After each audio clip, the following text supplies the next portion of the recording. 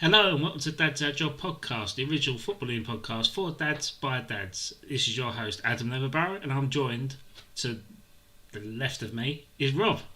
Do you know what? That was almost the best one you've ever done. I know, because I didn't have any pressure. I think Yeah. I just went, fuck it, let's go for it. And then you popped it that last second when you were like, "Oh, which way is he?" Oh yeah, we're live. We're live. Don't say Hello, fuck or everyone. bugger. Oh shit. Hello, everyone. Hope you're all well. We are 200. We are 198 I subscribers. know. It'd be I know. lovely if we could get to 200 by We need a end of watch part. May. We need a 200 subscriber watch party. Let's see how we get on. I'm By going to end keep of play refreshing. today, yeah.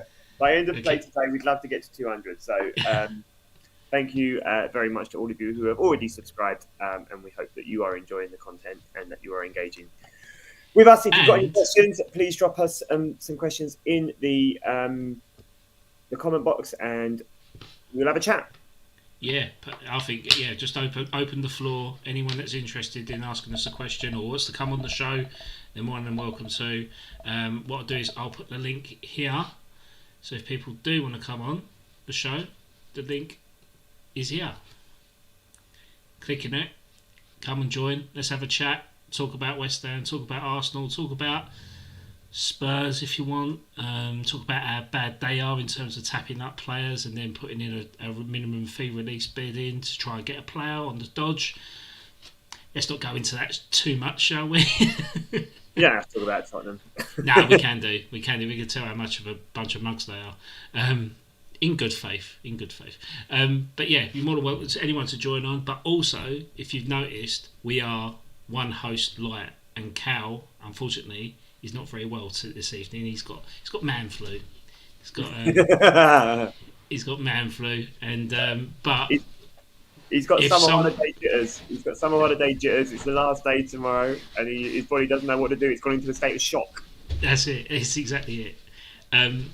Yeah, so also I've prepared a fantastic quiz. So if anyone wants to come on and challenge Rob, maybe that should be a new challenge Ant. We should do a challenge Rob to see who is good at quizzes again. See if you can beat Rob. Really, Yes, mate. I can't really promote it anymore. But it's a football thing quiz.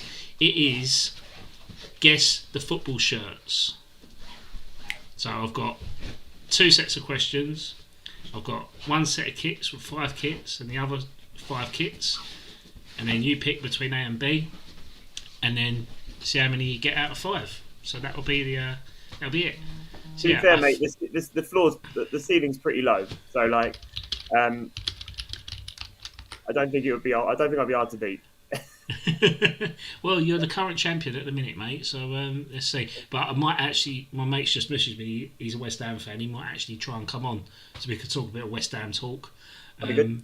for a little bit. But has there been any more Arsenal chitter chatter? Arsenal. Well, Giga Um, is apparently. Apparently he's moved out. The yes, Arsenal FBI have been on yeah. plane So spotting watch. yeah. Apparently he's landed. He's got his medical. It's been a frustrating week because we know all of these deals are done, and I kind of feel like I'm being catfished now by the Arsenal X page because when they unpin a When are post, you not catfished by the Arsenal X page?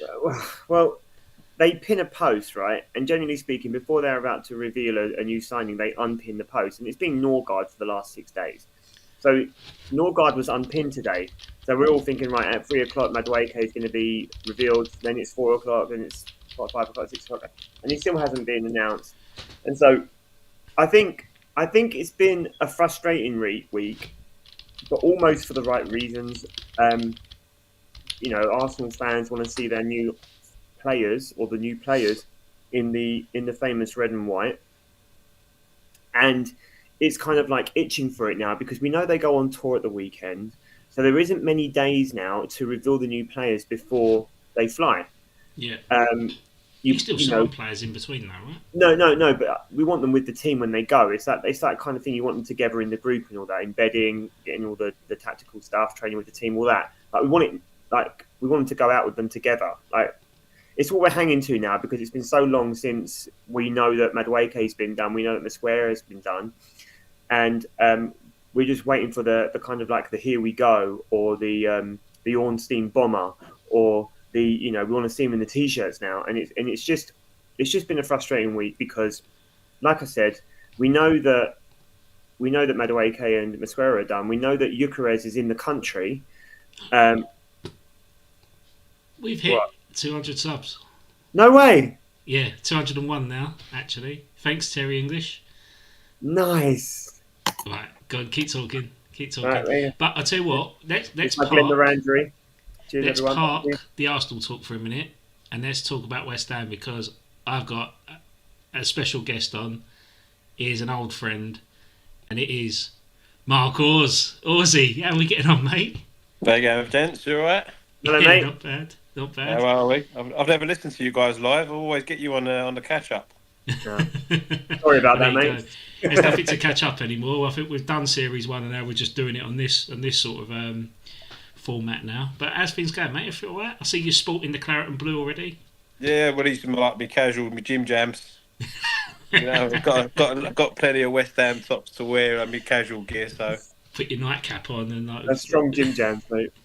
That's good. no, it's all good. It's all good, mate. I'm just watching the England ladies doing well, like the England men's team, really. Yeah, they're 1-0 down, aren't they? 2-0. Oh, 2-0. Oh, blimey. Yeah. Blimey. Ah, well, yeah, say la vie. As my dad says, not being a. No, I won't say it. I don't want to throw the demographic off. My old man's on watching Orsy. Are you right? How are you doing? In time?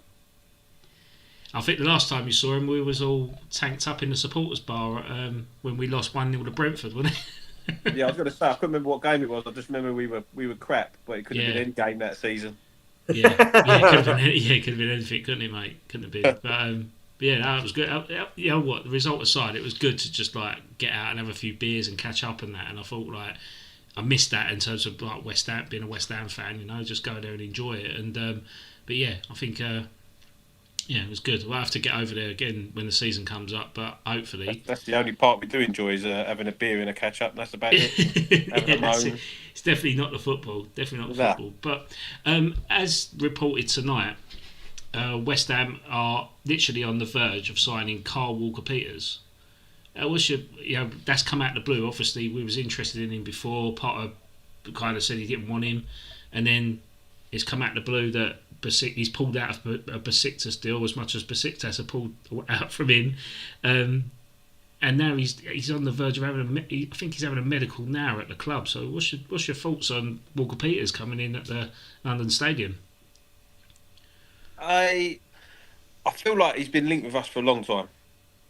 Yeah, I think he has. His name's popped up like season after season. He's been about. He's got a bit of experience. I don't know. Is he a better player than when we had Cresswell there?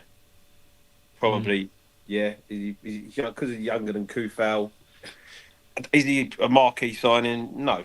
But I think I read today as well that obviously we've got a few people going off to the African Cup of Nations, including the right back and the new left back as well. So Yeah. they're gonna need cover, and you've only got Scarles, who might be a good player in the future, but he's a youngster. Yeah. Like my dad said, you get caught out against the bigger teams, the Arsenals, Liverpools. So you need to have the cover there. So, but I'd like to get someone better. I'd like to go and get Trent Alexander-Arnold or someone like that and have a full back. But Yeah, just the Ron Bosman signing at the end of the day. Yeah. Someone in between the Kyle Walker-Peters and the Trent. It's almost like we're going to get some double-barreled name signings somewhere along the line. I personally think Sullivan's doing it just purposely, just so we can charge more for the name on the back of the shirt. Let's get James Ward-Prowse, Wan-Bissaka, Carl Walker-Peters, Hardwood, Bellis and Dewsbury Hall we've been linked with. Yeah, that's funny, isn't it? £3 a letter, we're on a killing. But yeah, I think it'll be a pretty good signing personally. Like you say, the AFCON is going to be very crucial for West Ham this summer, this winter, like between December and January, because Wan-Bissaka's now declared for Democratic Republic Congo. Say that when you've had a beer. And obviously Diouf is now Senegalese, so that means that now we need the cover for between probably our busiest period in the festive period. and we're going to be relying on Skulls and Carl Walker-Peters to operate on the flank. So it'll be quite interesting to see how that turns out. But it's all down to Potter in terms of managing those players, because the last thing you want to do is rely on Diouf and Wan-Bissaka up to December and then go, right, okay, let's throw the others in. So it's about blending the four players in a rotation system quite well, isn't it? Yeah, it's like you said. I think it's such an important part of the season, and for memory for us, I don't remember having more than maybe one player going off to the African Cup of Nations at a time. Yeah. You know, I know some of the bigger teams again might have 2 or 3 seem to go, and they have that squad depth.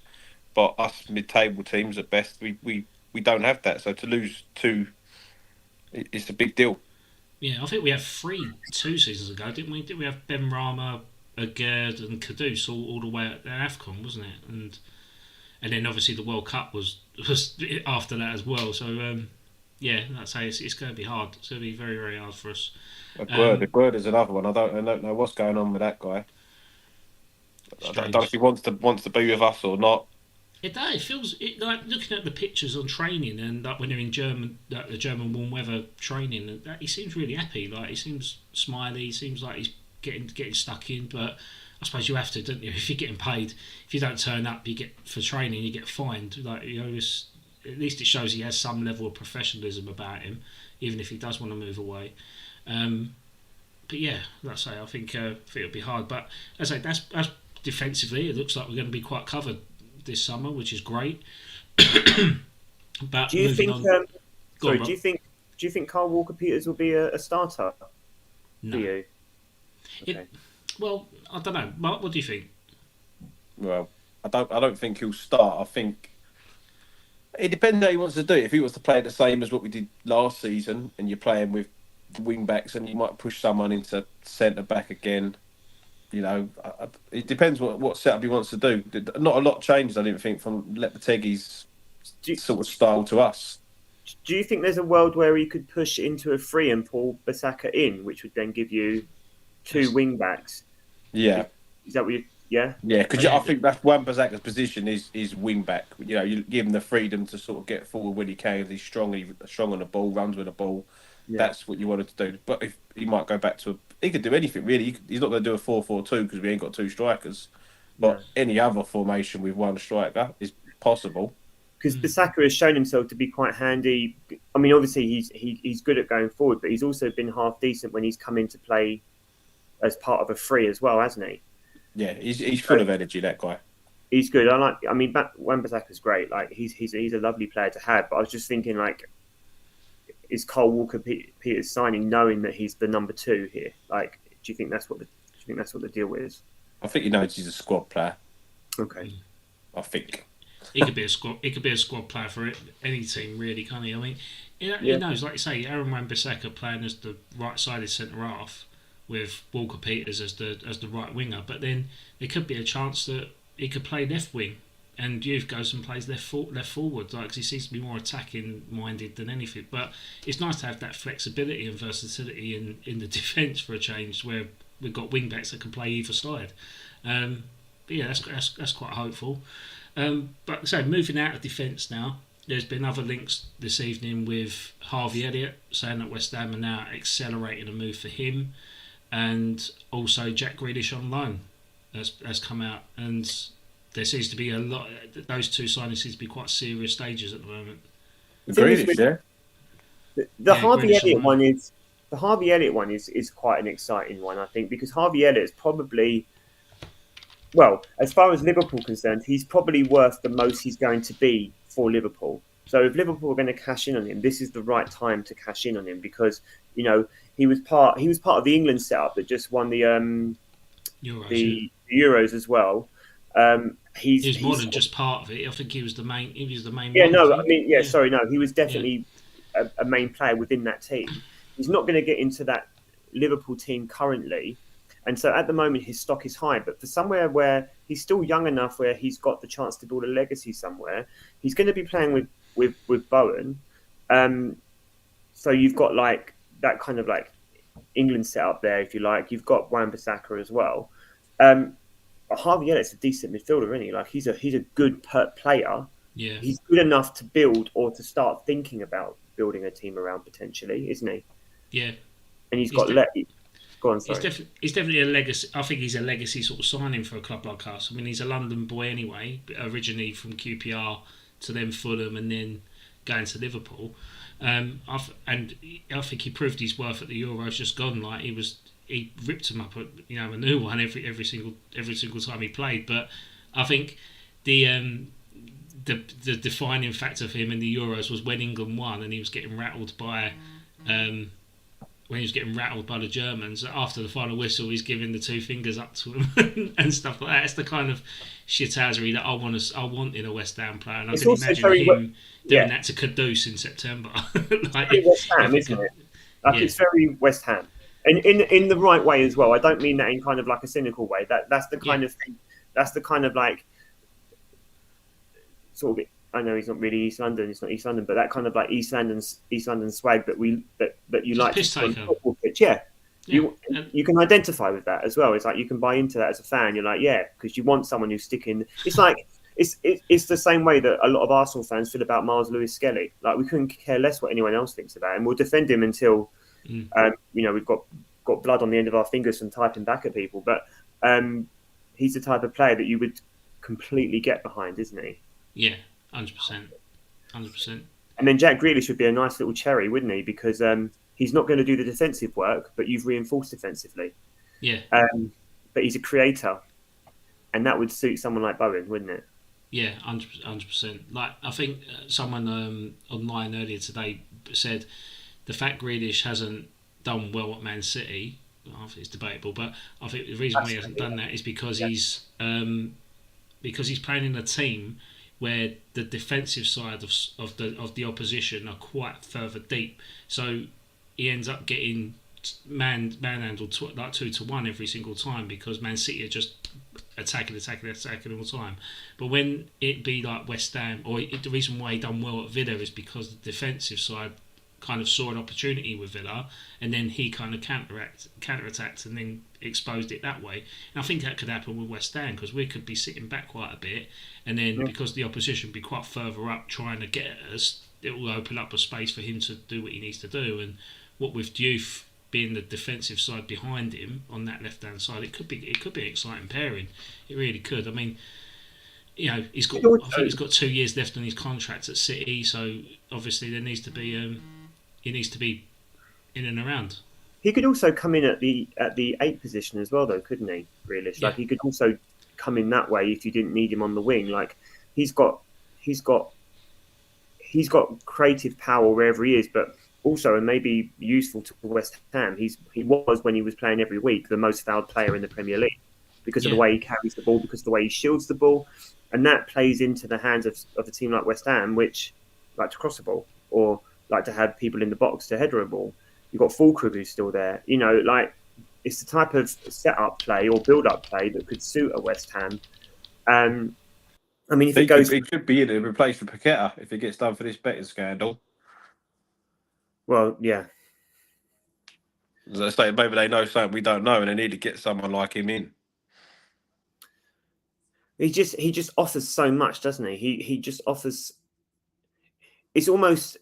I can see why he's not playing every week for Man City, but it's a shame that he's not playing every week for Man City because he does offer.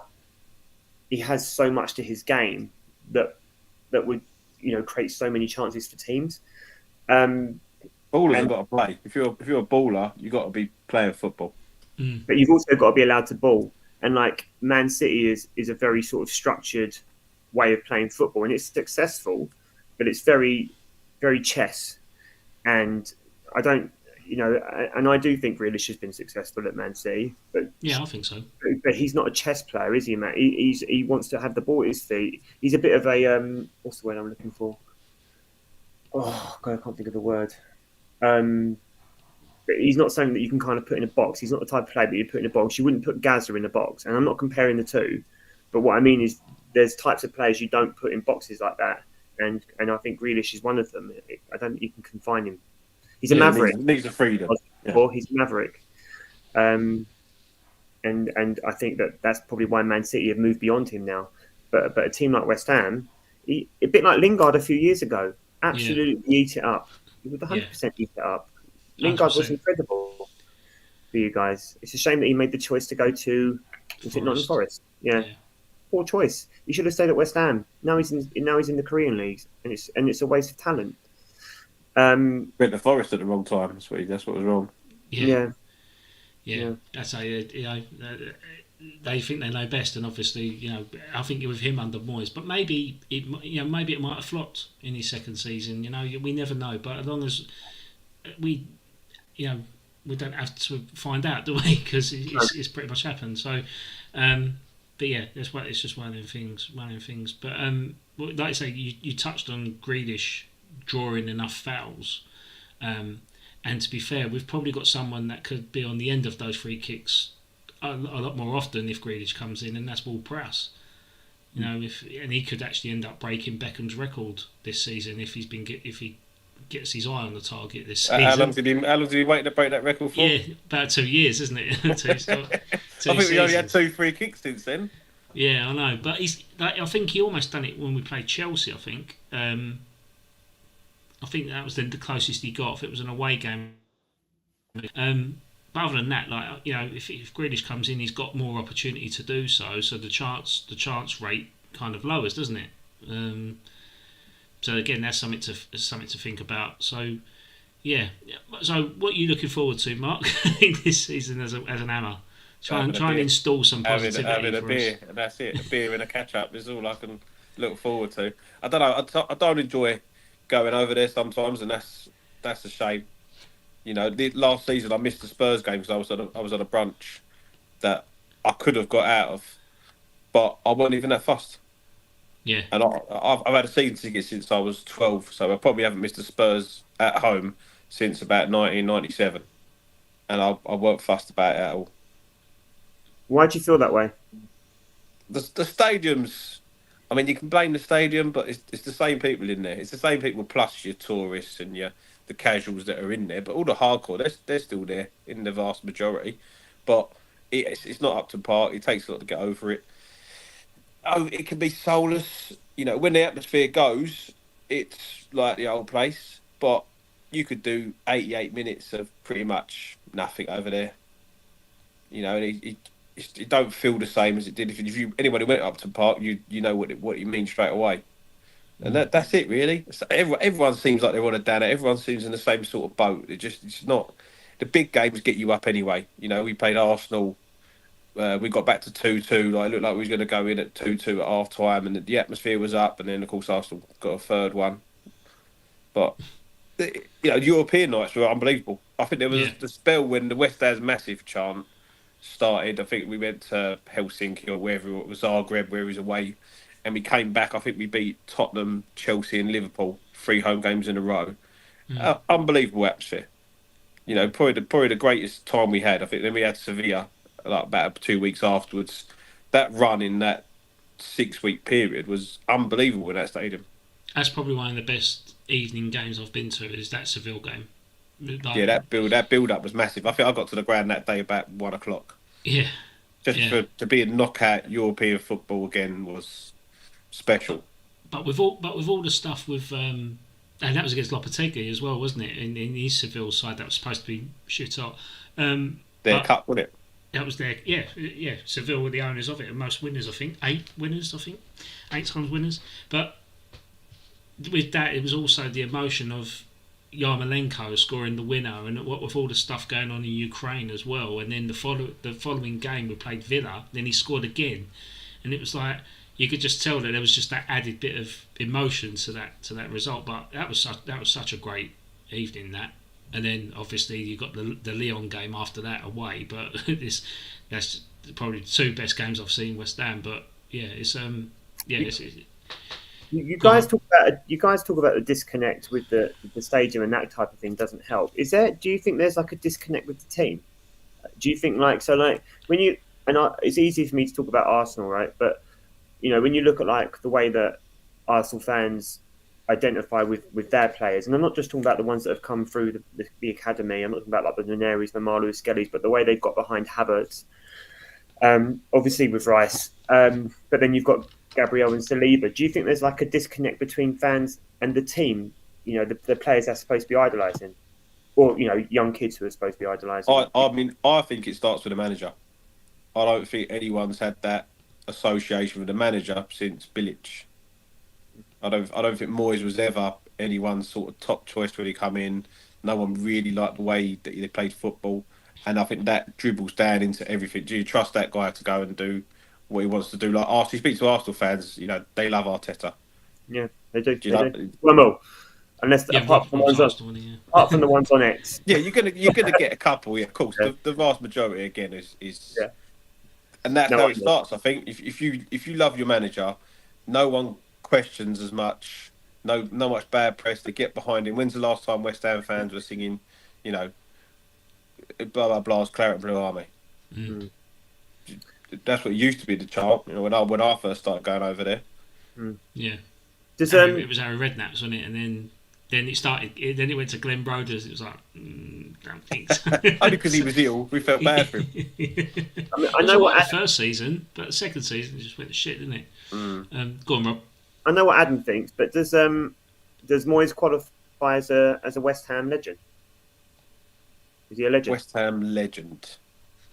I think he'll be up there. I think when you go 42 years without winning a trophy, you got to be in that bracket. I think I love David Moyes more probably for when he kept us up, because we went into COVID, into that break. I thought we were gone. I thought we deserved to be gone. We were definitely gone, and we come back and he pulled us out of that rut. Was that a turning point, wasn't it? Was that the season where you guys sold an academy prospect and bought a winger? Okay. That season after. Who was that? That was Dean Garner. So we sold Dean Garner, and then we got Ben Rama on loan. That's right. Okay. And he failed a blood test, didn't he? So we got him on loan, and then we activated it in January. Okay, right. But no, that season it started with Pellegrini, and then we had the shockers of the goalkeeper with Roberto, and we just weren't getting any better and better. But to be honest, I think that season derailed more so because Fabianski got injured against Bournemouth, and since that game, and we had a lack of stability in between the goalposts, and we flatlined. We literally went straight down, down. I mean, there was no confidence in the team. I think that Roberto is probably the worst goalie in Premier League history. Oh, shocking! We were shocking at the back. So how he managed to get in there and sort of pull that team, pull them up. COVID helped. Without COVID, we would definitely have gone down. Yeah, no doubt. Yeah, it's amazing, isn't it? Like, you think we sold a goalkeeper, then we signed Roberto on a free, and then David Martin on a free, and then never really expecting Fabianski to get injured, and that one signing just damaged so much hard work that Pellegrini put into that team the season before, because we did play good football, especially when we had Chicharito and Felipe Anderson up top scoring goals, and we had that flair. But then as soon as it just went all wonky, didn't it? Just through one goalkeeper. But we definitely didn't make that mistake the second time around when we got Areola in. So yeah, let's say it's you like Areola? Would you look to? We've had this conversation, Mark. You've done it today. Huh? You talked about this today already. No, we had that conversation when we met up at West Ham, didn't we? So talking about Areola, and when you kept saying he's a shot stopper, but West Ham always have shot stoppers, don't we? Yeah.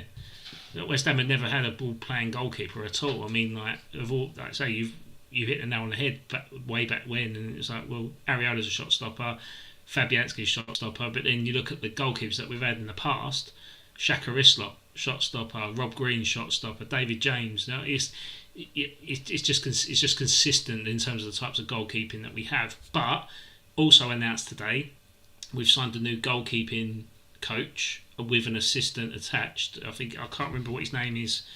Some Danish fella. I do apologise, but again, that's going a different direction now, because Potter's brought him in because he wants a ball distributing goalkeeper.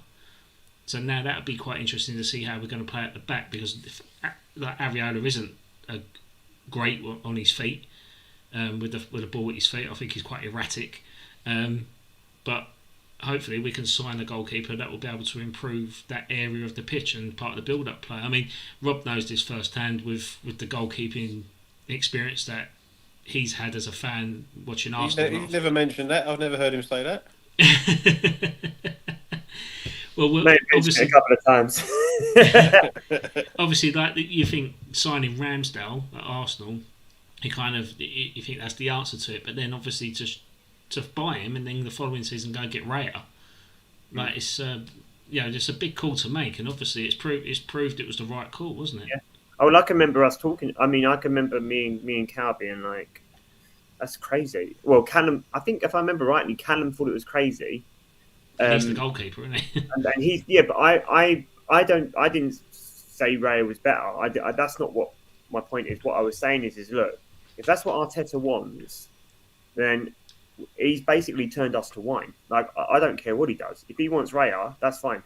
And actually, I wasn't too surprised that we signed Raya, and the only reason I say that is because we tried to buy Raya first, but they wanted more money for him. So I don't know what was happening within our budget at the time. We had a lot of loose ends that we had to cut loose, and so I don't know whether our budget would allow for all the people we were paying off. So we went with Ramsdale in the end. We bought Ramsdale first, and then obviously we replaced him with Raya later. But that was Arteta's man. And Arteta can be quite patient, So he waited long enough, and he did eventually get his man. But that was the person that he wanted first, and so it has proven to be. He's won the Golden Glove 2 seasons on the bounce at Arsenal. I know he shared it last season, but he's got a pair then. He's got a pair now. Can you actually turn that first day of the season with his Golden Gloves? No. But he's earned it. I think what helps as well is that Gabriel is a wonderful defender. That he is very passionate, and I think sometimes that can make him a little bit impulsive. But it doesn't matter what happens on the pitch. Raya is so calm, and he is so collected. Whereas Ramsdale was well up for anything. And so him and Gabriel were almost like the worst kind of combination because they were like hyping each other up, and it was just a bit crazy on the pitch. But Raya is so calm, so collected, and everything just doesn't seem like a bother. And I just think that helps Arsenal's back four so much. And, they're a good back four, but they're a fantastic back five, So it would be interesting to see if West Ham would look to evolve the way they play with their goalkeepers. It would be interesting, it's odd nowadays to just have a goalkeeper who can shot stop, Like even Arsenal's number 2 now, Kepa, not a bad number 2 to have, and for the money we paid for him, even more so. But he's a ball playing goal. He can play. I mean, he is not a very good shot stopper by all accounts, especially from a distance. But how old is he? Kepa's 29, I think.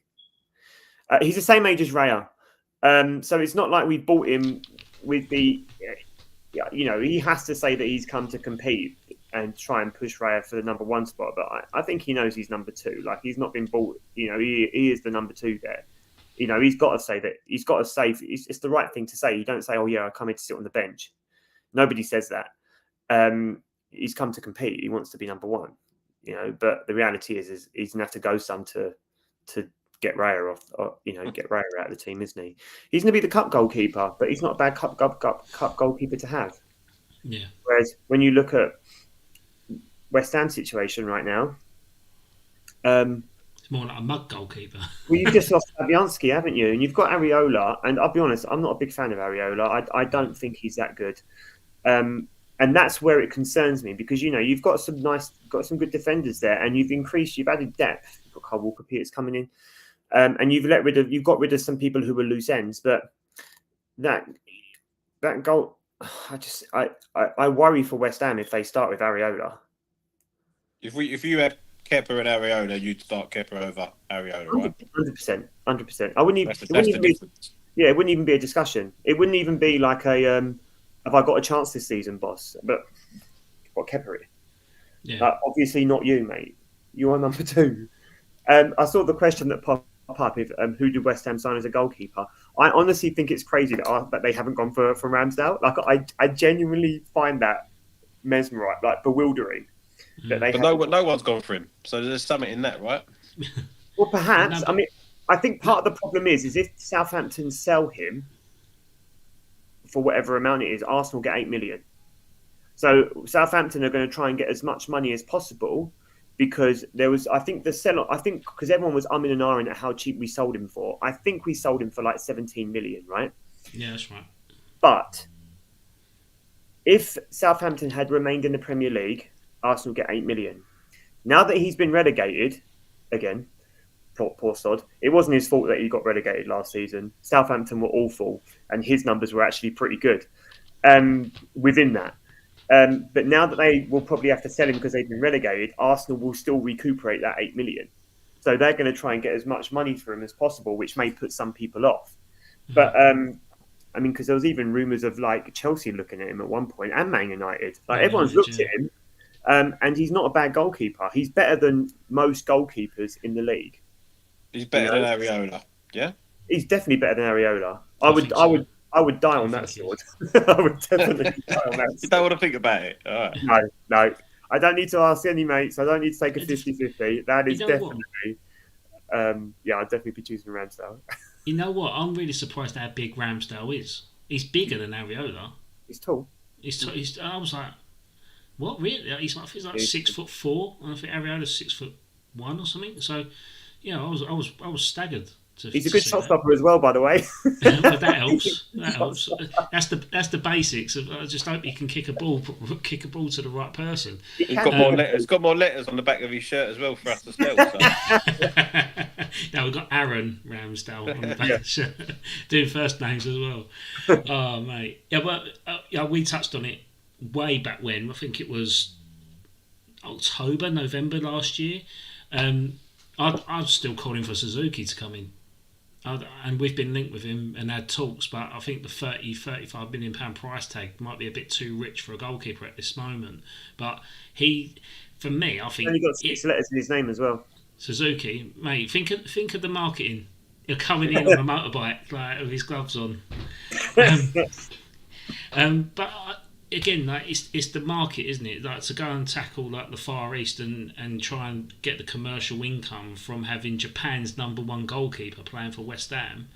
Like the money will be recouped in very very quick time. I believe. I mean, not 30 million, but like at least we'll get half of that back within the first season. Arsenal did the same thing. And a World Cup coming as well. Time for Spurs, isn't it? That's the big one. Yeah, well, Arsenal did it as well back in the, I think, early 2000s, late 90s. We bought Junichi Inamoto. Yeah. And I think we bought him for 1 million. And we made that back, like, within the first couple of days. Like, it was ridiculous. And he didn't play that much. He had a few goes. He's only just retired. Like, he literally retired, I think, maybe last season. Yeah, like, he must have been, like, in his 40s. We should sign that 57-year-old who's playing in the 3rd division in Portugal. That's Japanese. We should get him in. If you're speaking about granddads who are still playing, I mean, bless it. Santi Cazorla signed a year extension with Oviedo, hasn't he? After he got him promoted, didn't he? They got him back to the Liga, yeah. He'd be all right. Get him instead of Grealish. Is a good suggestion. See what David James is doing there, Ed. Can you Google that? I think he's managing some team in India or something like Kerala Blasters or something. I don't know. Really? What, David James? I think he played in the Indian Premier League at some point. I don't know if he's still out there or not. Is a good suggestion. James Trafford. That's not Wasn't bad. He going to Newcastle, or have I got the wrong player? No, again, I don't think anything's happened because they need some movement on sales, don't they? Newcastle, because they've got Elanga, but obviously now they need to sell. They offered Arsenal Gordon. Really? They did, yeah. They want 70 million for Gordon. They offered him to Arsenal. I think he'll go Liverpool, personally. I think he wants to be a Liverpool player, but by the same token, I don't think he would turn down going to Arsenal. But for Arsenal to go to him, for him, that would mean no Eze and probably selling Martinelli. Because they're quite similar players. You can't have both. Yeah. You either have say Eze and Martinelli, or you have Trossard and Gordon. You don't have. No. You can't have both Gordon and Martinelli because they're similar styles. Yeah. But Mark, But yeah, who would you have as a West Ham goalkeeper if you had to sign anyone this summer? What's that for me? Yeah, who would you sign from West Ham? We'll let you go after this question. I Let mean, you enjoy really? the women's football. Oh no, it's not getting any better. But realistically, I think they will get Ramsdale. I think it will come out this week. I think they'll go for him because we need to get someone in. How about James Trafford? James Trafford, he seems like he's quite young still. He's like 25 or something. 23, I think. 23. So He's a he's Burnley probably though, worth isn't it. how old Ramsdale? 25, 26? 26, 27, I think. Yeah, it's a bit old. Yeah, 26, 27. But he's still, he's still young enough where you could have him for a number of years, isn't he? Yeah. Yeah, He's a money good shout. wise as well. Like Ed said, we're not going to spend 30, 35 mil. So half that price for probably Ramsdale. Is a good point. No. Mirahib Hassan. Sorry, I've completely hashed that, mate. He's 27, MH. sorry. Yeah. Any idea what happened to Mazzilli? Dude was bought in an EPL a couple of seasons ago. I think he's the Leeds goalkeeper, isn't he? Oh, Messi, yeah. I think he's a good shout. But again, he's got Leeds promoted, so he's got Premier League football with Leeds. He's going to play all the time. And he was a Bielsa signing as well, I believe, when he was at By Leeds. the way, haven't Leeds spent a lot of money as well? They've bought some decent players, haven't they? Yeah, they've dipped in, not massive fees, but they've dipped in. They got money though. They got a bit of money. They run quite well. Yeah, they got the San Francisco 49ers backing them, and also the Red Bull sponsorship deal as well. So they've got a bit of backing. I think it's Sunderland are the ones that have been spending, haven't they? They have been, yeah. Yeah, they've got that Strasbourg midfielder Diarra, and they're going out. They're spending quite big at the minute. But yeah, Leeds just signed Longstaff from They Newcastle. did. Newcastle, yeah. Like 15 mil, isn't it? That's a great signing. You know, He's if 27, you want, I think. I think he's 27. if you want an average Premier League player to play Premier League and keep you in the Premier League, that's a good signing. That's a really good signing. Yeah. Because that's the priority for Leeds now, is to stay in that Premier League. Yeah. Could be our priority. It could be our priority. That's what I say. I would have took him. So, You wouldn't have him over Harvey Elliott, though, would you? no, Surely. no chance. No. Chance. I'd have Longstaff over Rice all day long. That old debate's kicking back up again. Mate, I still can't believe he plays for us. I still can't believe it. Honestly, this is like bingo. I can guarantee that comment gets thrown about every week on this podcast. I love it, mate. I love it. I always turn off when you start talking about Declan Rice, to be honest with you. Still, mate, it could be worse. I'll make sure I start with that next week. Yeah. 1 minute in. Don't. It could be worse, Mark, because we could have a Spurs fan on talking about Kudus, can't we? Yeah, that as well. Is he coming What on? an absolute muggy little prick. I'm going there. He's Judas, mate. He's Judas. Mate. All that shit about putting the stethoscope up his chest and went, I'm just going to find your heart. And he goes, you'll find Spurs there. Fuck off. He's got to say that, though. He's got to say He's a that. PR fucking merchant. He's saying he wanted to get West Ham in Europe a week before we played Ipswich. Last game of the season. Now he's playing the other side of North London. Good luck to him. He's going to fucking need it. You get a good welcome back on September the 13th. You get a good welcome back. Harvey Elliott doing that to him on September. That would be great. Wan-Bissaka 2 foot in. Yeah, the youth would be a... Yeah, if you want to endear yourself to the fans, that's the way. Yeah. Well, as we're talking about Diouf, do you want to hear the latest football chant for Diouf? Go on. The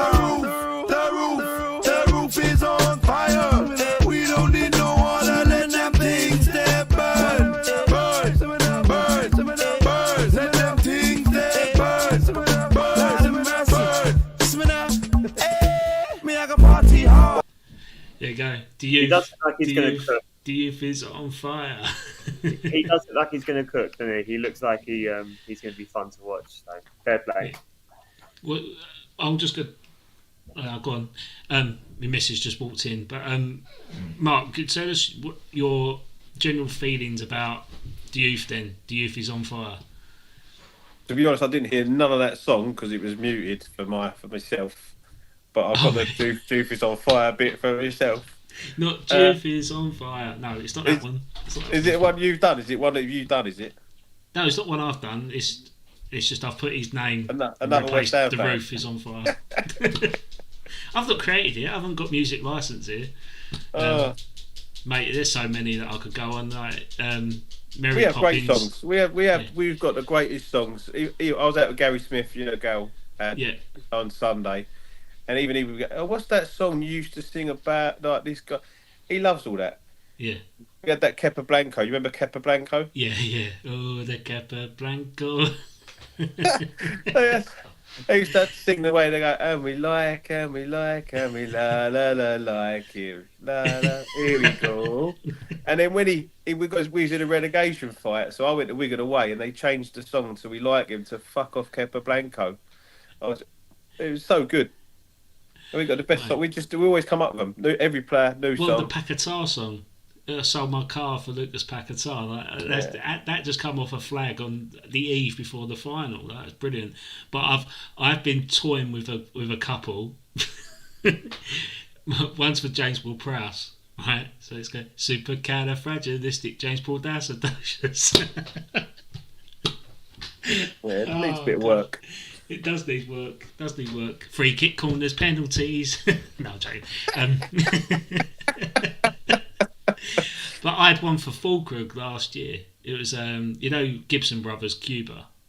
They love to play. I had Fulkrug. He loves to play the salsa because we had a Spanish manager, so that would have worked. But then he got sacked, so it don't work anymore. Oh dear. Drop your comments in the thing below for any shit songs you want me to sing. I'll be more than welcome to do it. I dance for pennies on this podcast. I think that you've gone below 200 subscribers again now. Yeah, that's it. I need to edit that. Shut up. Okay, one more question before I let you go, Mark. So this is for both of you, but who do you think is the best African to ever play in the English Premier League? That's a great question.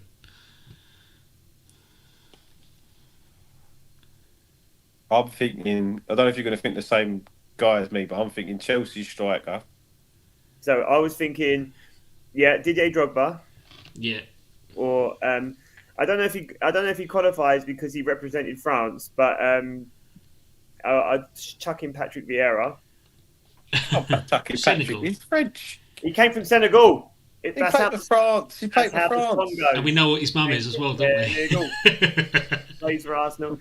No, Didier Drogba's got to be in there for sure. But then I don't think you can sleep on Mane. Yaya Toure, wonderful footballer. Mane, wonderful footballer. John Pansel, Mohamed Salah. Salah, yeah. Egypt. Mido.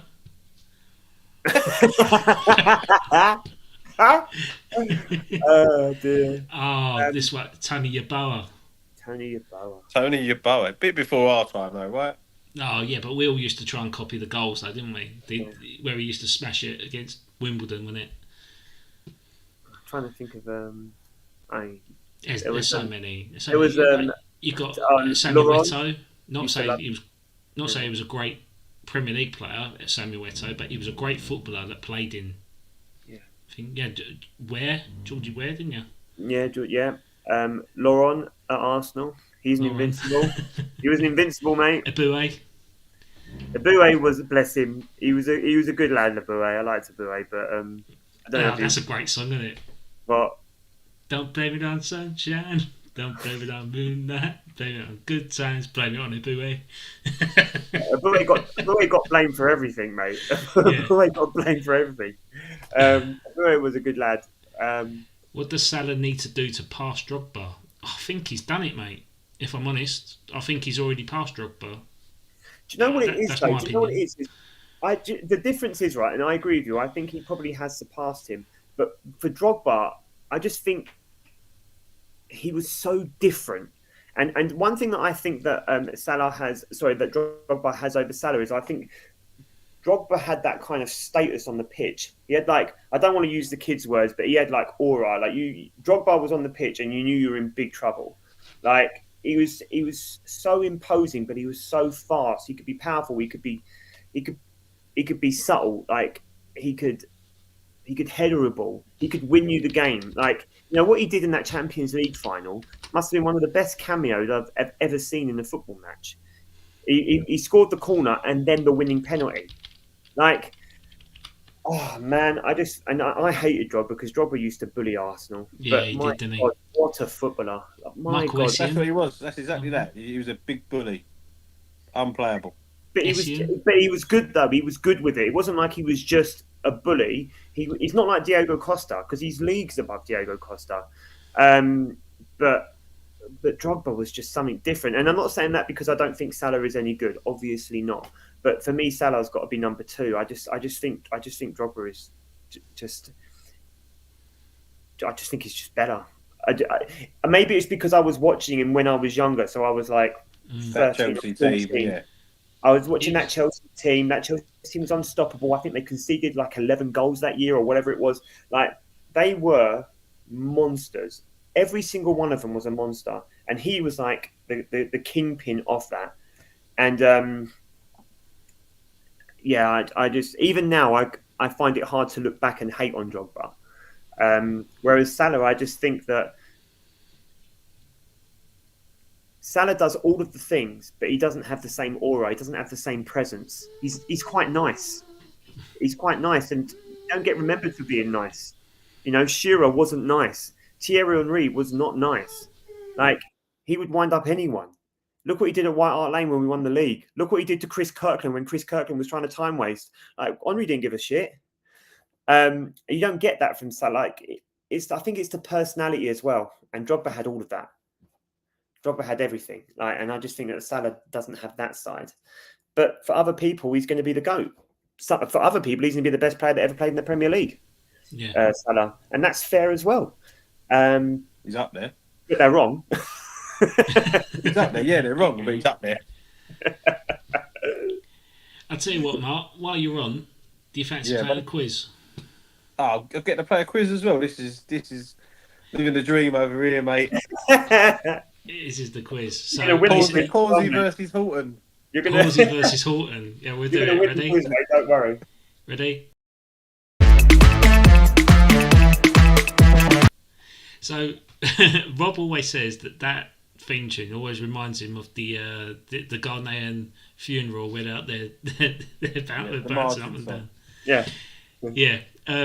Yeah. So basically, this week's quiz is going to be football shirt themed. So I've picked 10 shirts from the 2000 to 2001 season because that is 25 years ago. This season, okay. that was. So you're going to get a shirt from each league. So you've got Premier League, Championship, League One, League Two, National League. So you get five shirts from there. So seeing as though Mark is the guest this evening, you've got a choice between A and B. So what questions would you like, A or B? I'm going to take A, please, Adam. A. Okay. So your first shirt is... So if you don't get it, if you don't know it, it gets passed over to Rob and he can steal the point. So anyone don't look at the chat, guys, because you cheat yourself. But anyone that wants to comment in the chat, more than welcome to, and then we'll get it if the two boys don't get it. Okay. Here we go. So Mark, whose shirt is that? Is that Ipswich? That is Ipswich. That's Ipswich Town. Yeah, I was on Ipswich. Well done. Okay. Number 1-0 2. West Ham. 1-0 West Ham. Okay, so that was the Premier League shirt. So the next one is the Championship. Okay. Fulham? Correct. 2 from 2. Because the Adidas give it away, I think, for me. Yeah. It was always one of them iconic sort of designs, wasn't it? And I think they replicated it in recent years. But yeah, so that's 2 from 2. So next is Division 2 or League 1 nowadays. West Coast. Reading, but it ain't Reading.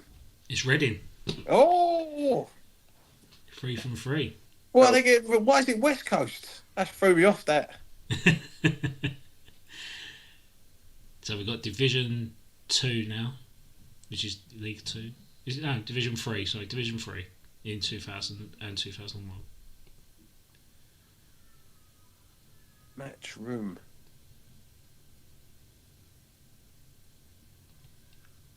I ain't got a Scooby. Nah, not an idea who that is.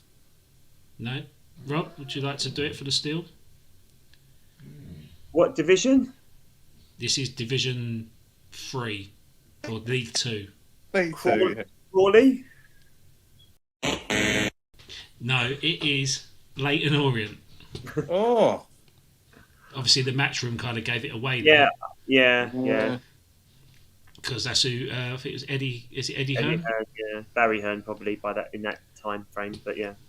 Okay, so it's 3-0 to Mark, and on the final question, this is the National League or the Conference League, is what we know it as. God, Jesus. Forest Green Rovers. Rob? Boreham Wood? No, I'll leave that one in the chat for the people if they want to get it. But yeah, I think a little clue for the chat would be Jared Bowen. Oh, for fuck's sake. Alright, so we'll leave that one there. So, right, I'm going to hide that one. So, Rob, now it is your turn. By the way, mate, can I just say I am not getting 3 of these right. I'll be lucky if I get the Premier League one correct. So, if you don't beat me, I replace you as a co-host. Hey, I'm going to get them all wrong on purpose then. You're doing him a favour. No, you pay us. Oh, that's how it was. Right, so Rob, turn. It's your turn, and we're going to start with.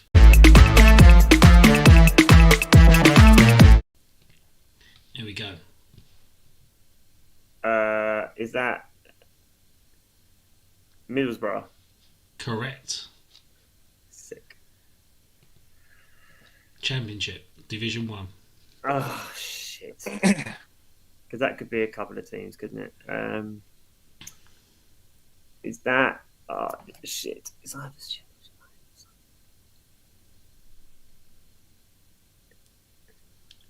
Sheffield United?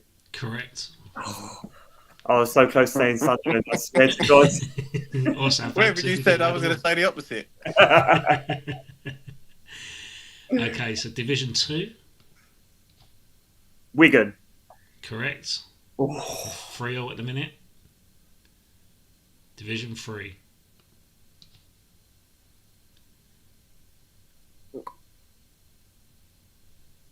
Oh, shite.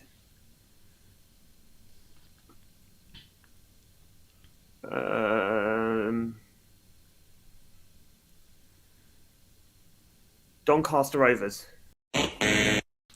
Mark for the steal. I thought straight away, and I thought it might be Carlisle. Correct. Ah, you bastard. So what is it? It's 4-2? 4-3. 4-3. 4-3. Yeah. No, Okay. 4-2, you said. You've got to take your first answer. I thought... I've got 3 right. No, it's 4-3. Okay, so the next one is the National League Conference. So, Rob, you need this to tie with Mark. Okay, I ain't got. I already know I ain't got a Scooby. Go on. Dr. Martin said. West Ham B.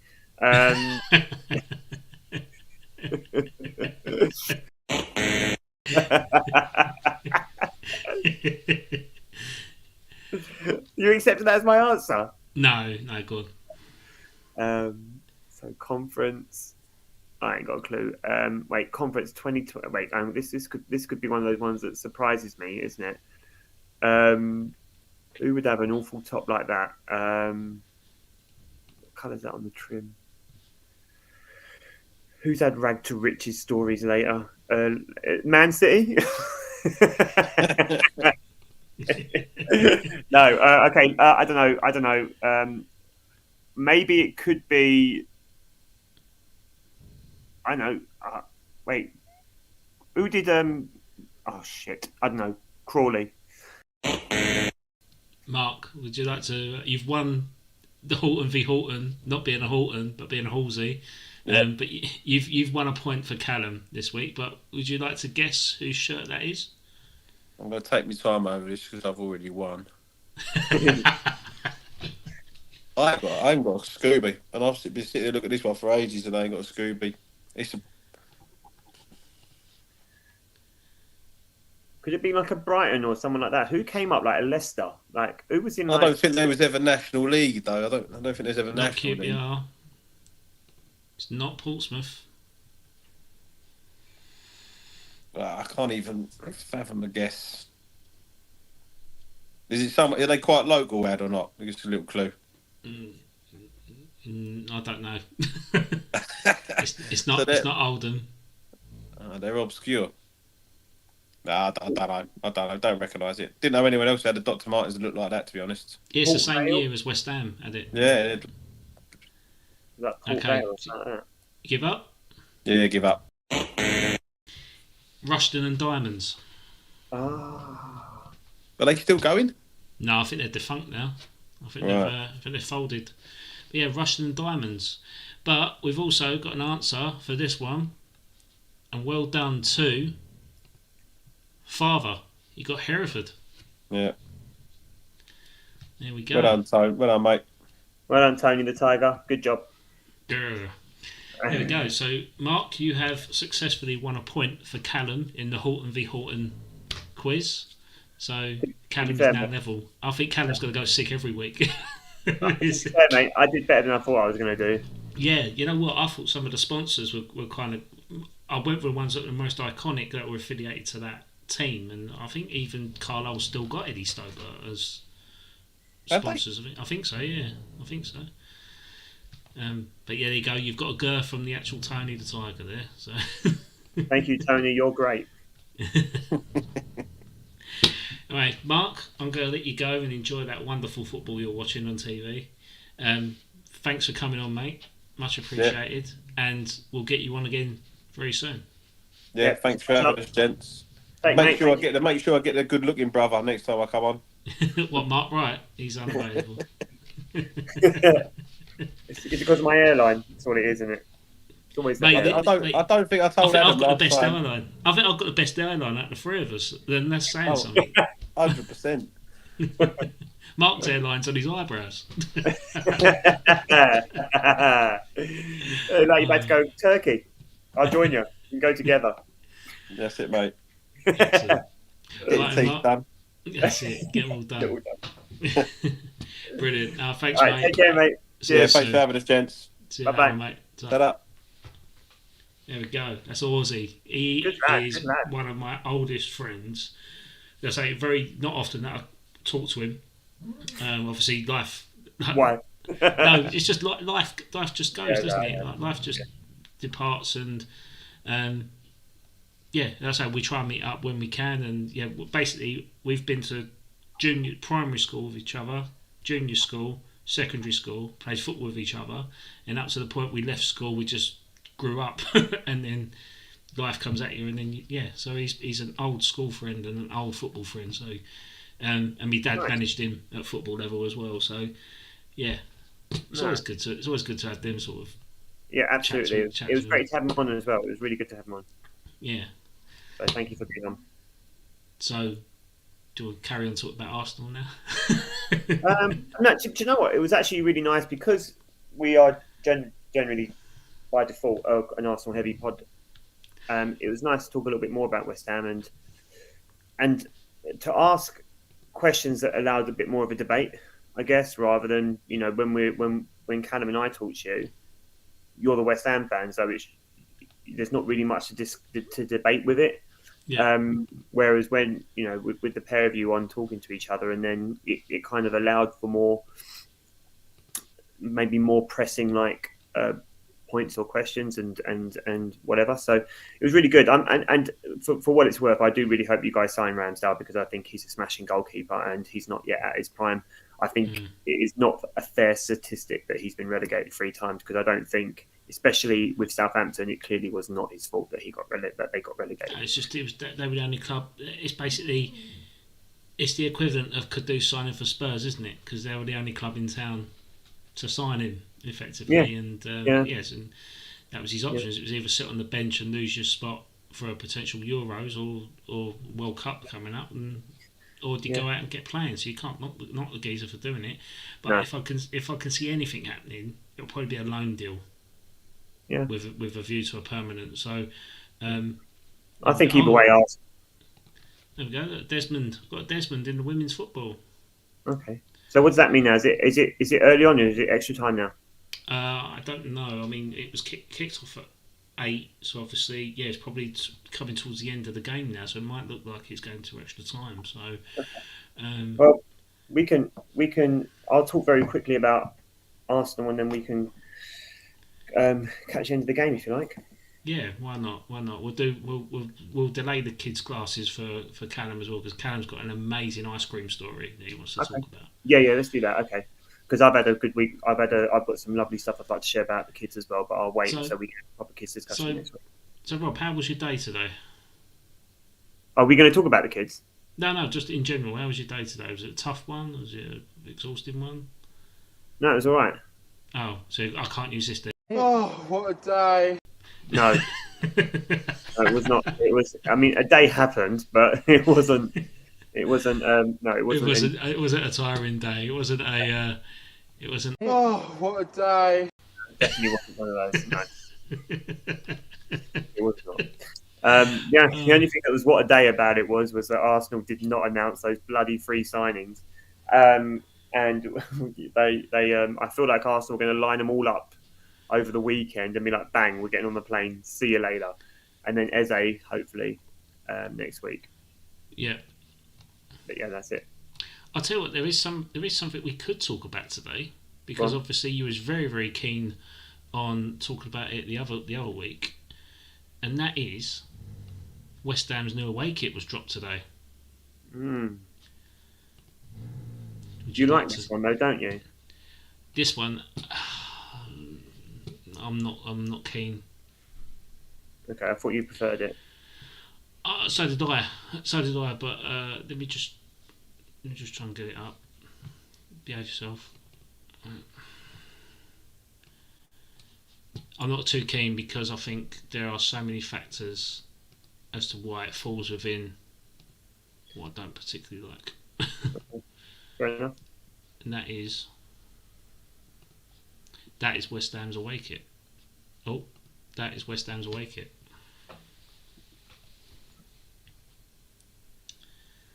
It's like a homage to Spurs. Exactly my thought process, mate. Exactly my thought process. Again, I think it's lazy. I don't think it's as ecru as what most people thought it was going to be. On this, it's almost like an apple white. Yeah. But the detailing on it is very reminiscent of a kit we had 2 seasons ago with the monochromatic badge, an Umbro badge with a big black Betway sign across it. But yeah, it's disappointing. It's lazy, but it's the last year with Umbro, so I wasn't expecting much from the kit this year. But obviously they've had the navy shorts. It just looks too Spursy for me. It really does. I say I'm not particularly too keen on that, if I'm honest. But again, but funny enough, that's another reason why we're falling into the 2000 and 2001, or 1999 to 2000, year 2000, easier to say, isn't it? Is that West Ham had a very similar colour combination, but with more navy sleeves and claret armpits, which was an amazing kit for us. Kudos will fill at home. Kudos will fill at home. Yeah, so if Kudos stayed, his heart would have been at West Ham because they'd be playing in someone else's colours. But yeah, let's say the kits this year have been quite disappointing, very plain, very basic. But I personally think it's a tactic to make New Balance look good for next season. So yeah, that's that. So what's your thoughts on West Ham's kit then? It's a bit boring, mate. I'm spoilt for kits. Arsenal will do amazing kits. Well, you're wearing one now, aren't you? I'm wearing Lynx Africa this one, yeah. Rocky Road But, Castle. even the no, I know it's the Rocky Road Castle homage, I know, but it's Me and my brother-in-law call it the Lynx Africa one. But the both of Arsenal's kits this year are beautiful. They've already dropped some training kits. I think they called one the Carnival training kit. Where? What? No, he's saying James Ward-Prowse being the 13-year-old kid. Oh, right, okay. But yeah, I mean, Arsenal have already dropped 2 good kits. The training kit, they dropped a Carnival training kit. If you look that up, it's absolutely banging. So I'm spoiled, and I know that.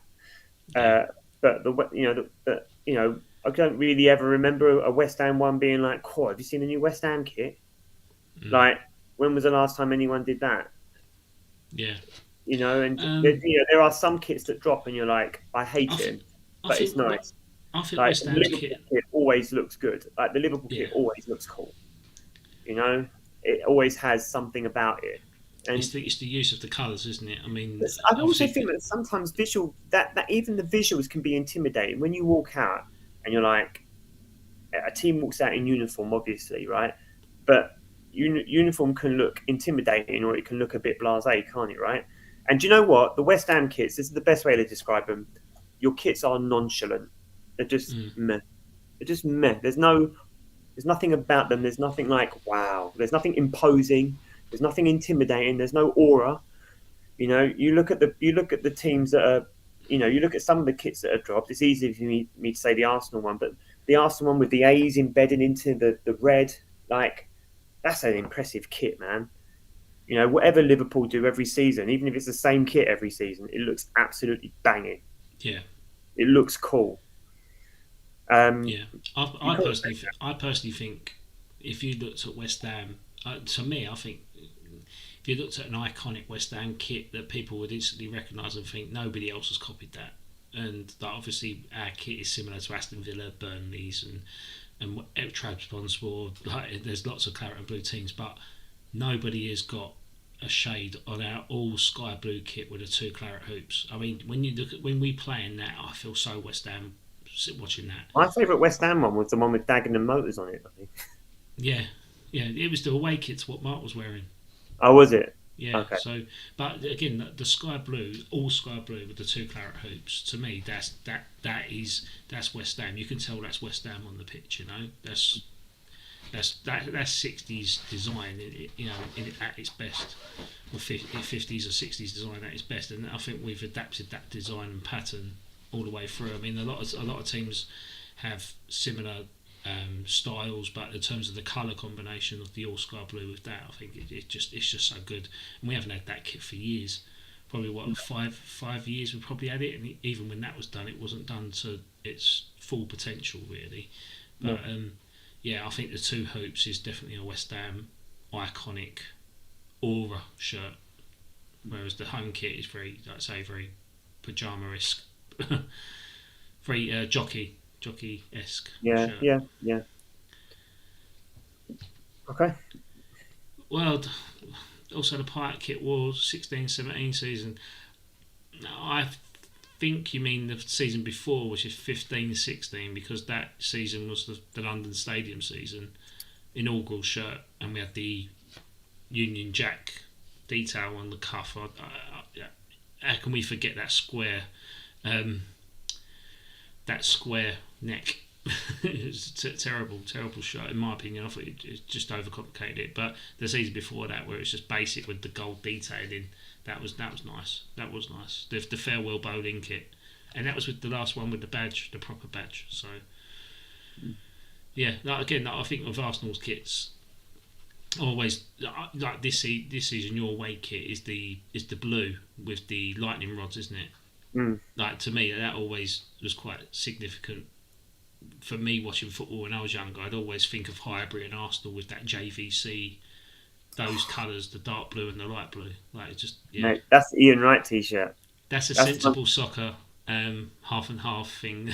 Like, if you was playing, that would always kind of stick out. But yeah, no, that was the t-shirt that me and Callum. That was the shirt that Callum and I used to have with the it was, we had Ian Wright on the back. Oh, it's such a good t-shirt, that one. I love that one. They were good t-shirts. I think your home kit is Arsenal away yellow and blue. Yeah. Your yellow and blue kit where it was the O2. Yeah. Is that the Invincibles away kit? Is it? Martin Keown, Van Nistelrooy kit. Yeah, Henry definitely wore it. So yeah, that to me that was a great t-shirt. I'll tell you what is a good Arsenal away kit actually. The navy kit with the light blue chest and the O2 on it with the red piping. Is that the one that Fabregas wore? No, it's the one. I remember Henry wearing it. Henry. I always liked the one where it was like the off red that we wore for that one season. Oh, wasn't the claret. Yeah, the farewell Highbury shirt. It was called. I think it was actually called Redbury, right? That's what the colour was. Let me tell you, I loved that top. Loved it. So good. If you remember, we done a quiz as to what team you inherited that shirt from. Yeah. Do you remember what that team was? No, we were green. What I can remember is that we were originally green. No. Wasn't it a team from like Italy or something, or Spain? No. Oh, I can't remember then. Sparta Prague. Ah. That's where you got that shirt from Sparta Prague. Okay. And then you changed to red and white sleeves. Oh, okay. Well, he made it famous. yeah, you definitely made it more famous than Sparta Prague. So, you made it more famous than what we did. So. But yeah, no, okay, mate. We'll say we'll crack off. We'll not crack off. We'll sign off for another evening. You can crack off if you want. No, I'm all right, mate. I think I'll just talking go. Polish now. I'll have a crack off. Yeah, yep. So hopefully when Callum's on, we've got some exciting news to share as to the Dodgy Boys outing. Oh, yes. I'm looking forward to talking about that, yes. Yeah, so tune in, stay tuned. Rob, do you want to do the outro? Sure. You have been watching the Dad's Our Job podcast, the first podcast for dads, by dads, where we talk all things football. I have been Rob. He has been Adam. If you've enjoyed what we've been talking about today, please please subscribe. It helps the channel grow, and we will see you next week. Goodbye. Hola, and we cheer, and we spill a bit of beer. Raise a glass to the past, and the mates who ain't here. From Highbury to Upton Park, it's now Ashburton and Stratford for a lark. It's the old Dad's Our Job podcast, the heart of the game.